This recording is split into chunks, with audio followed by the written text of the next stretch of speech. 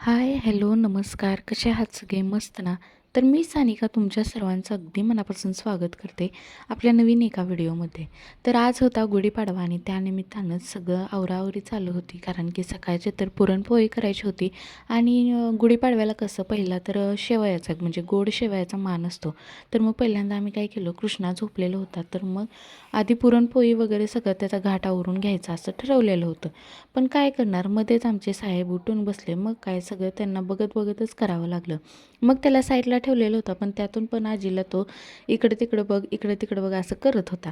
आणि नंतर मग त्याला त्या साईडला बसवलं होतं. तर मग आमचं चाललेलं होतं पुरणपोळी वगैरे करायचं.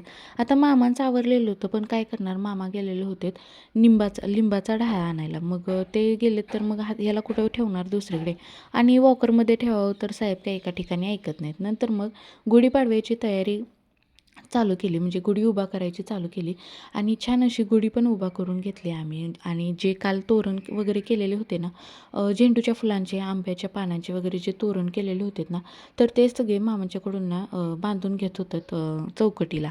कारण की मामा होते तोपर्यंतच हे करायचं होतं, कारण त्यांना पण रानात जायला उशीर होत होता. मग म्हणलं ओबडधोबड बांधून घ्या आणि उरलेलं जे आहे ना ते व्यवस्थित करते मी पाठीमागून. आणि नंतर मग हे सगळं व्यवस्थित करून घेतलं आणि नंतर चालली आमची तयारी, देवपूजा वगैरे. म्हणजे आत्तीनं देवपूजा वगैरे करून घेतली. नंतर मी आतलं थोडंसं कृष्णाचं आवरून घेतलं, त्याला झोपी घातला. कारण की त्यालासुद्धा व्यवस्थित बघणं ही सुद्धा एक जबाबदारी होती. नंतर मग गुढीपाडव्याची जी रांगोळी होती ना ती सगळी बाहेर काढून वगैरे घेतली. आता मी एवढा फास्ट व्हिडिओ केलेला आहे कारण की व्हिडिओ खूपच मोठा होत होता.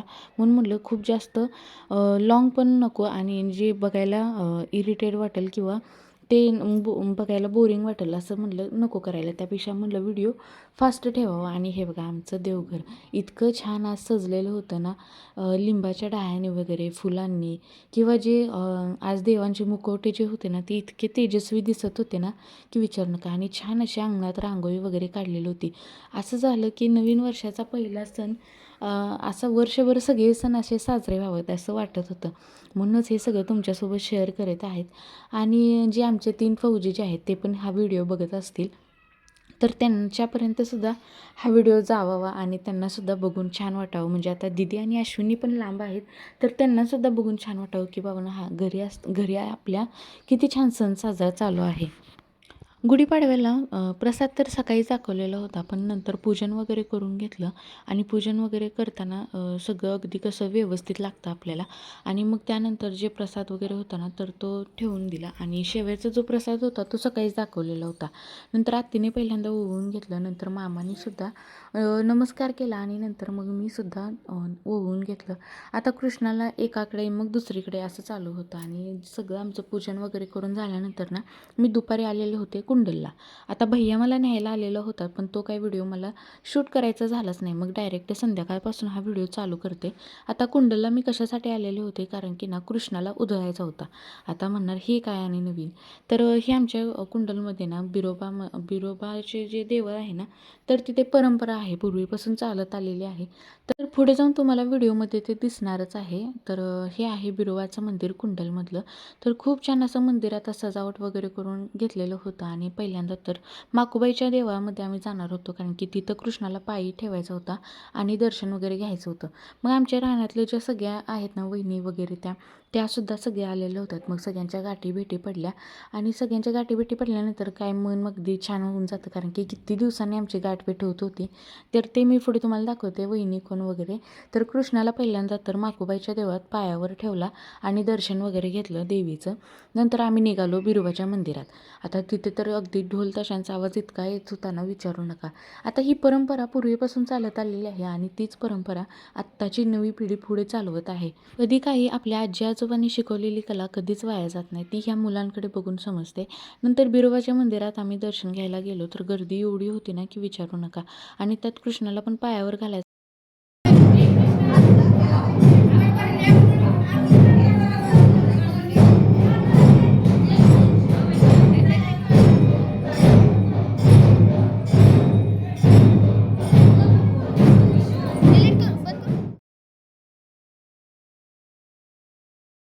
आणि हा माझा चुलत भाऊ आहे आणि त्याची बायको आणि त्याची मुलगी आलेले होते आणि नंतर तिला पण उदयाचं होतं मुलगीला. तर मग हे सगळं आमचं चाललेलं होतं आणि जी परंपरा आहे ना ती पूर्वीपासून चालत आल्यामुळे जेवढी म्हणजे कुंडल गावातली जेवढी लहान मुलं होती ना म्हणजे जे धनगरांचे, तर ते सगळेजण आलेले होते त्यांच्या त्यांच्या बाळाला उधळायला. मग कृष्णाला पप्पांनी नेला होता पुढं. मला इतकी भीती वाटत होती की कृष्णा भितोय की काय, म्हणजे प्रत्येकालाच वाटत होतं घरातल्या, कारण की रडेल वरून टाकताना वगैरे. तर तुम्हाला आता दिसेल तो किती रडला आणि किती भिला तो. तो त्यांना धरूनच देत नव्हता व्यवस्थित, कारण की मला तर वाटलं काय पडतोय की काय तिथे, पण नाही, त्यांनी व्यवस्थित अगदी धरलेला होता. त्यामुळे काही तो पडून दिला नाही त्यांनी.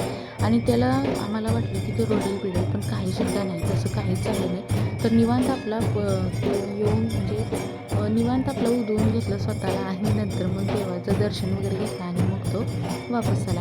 आणि त्याला इतका नाद लागलेला होता ते ढोल ताशा वगैरे बघायचं की तो आमच्याकडे येतच नव्हता, इतकं त्याला हे झालेलं होतं.